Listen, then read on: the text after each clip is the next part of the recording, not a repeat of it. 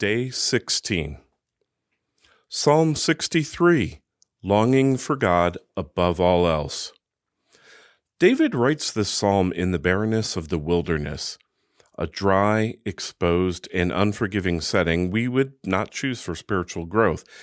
Yet it is there, in a season of trouble, that his longing for God becomes unmistakably clear. Most of us know something of those wilderness places, moments when life feels stripped down and our deepest longings rise to the surface. These are the moments when desire begins to speak a little louder, when something in us knows we need more than what we have been reaching for. Sometimes this longing shows up as exhaustion or emptiness. Other times it rises through hunger, physical, emotional, or spiritual. Psalm 63 meets us right there, not with quick fixes or distractions, but with a gentle picture of what desire can become when it turns toward God. David does not begin this psalm by recounting his troubles or defending himself against those who seek his life. Instead, he starts with a declaration of longing. O God, you are my God. Earnestly I seek you. My soul thirsts for you. My flesh faints for you. He is physically weary, hungry, and thirsty, yet the first hunger he names is spiritual. Even in the wilderness, he directs his desire toward God. His confidence does not rise from any change in circumstance, but from remembering who God is. This is where abiding begins, not with trying harder, but with turning our attention back to God, who is already near in our trouble. In the midst of these difficult circumstances, David's longing is strikingly clear.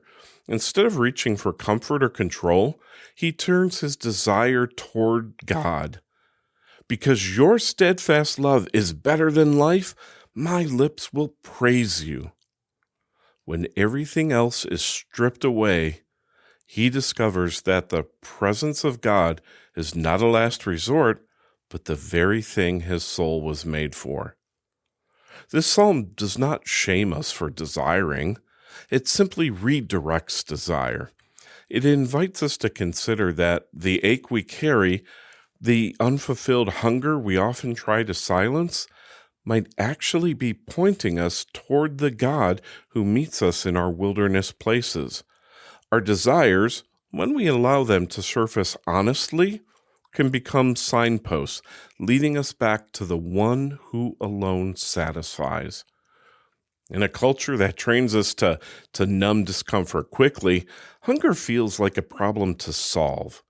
But Scripture often treats hunger as a teacher. Hunger reveals where we are dependent, it exposes what we trust, and it brings clarity to what truly matters. We do not shut down our longings during Lent. Instead, we bring them into the presence of God. We let hunger reveal what we trust and rely on. It becomes a doorway leading us deeper into the love of God. Lent is not a season for striving to be better Christians, but a season of making room for awareness, room for longing, and room for God to meet us where we are.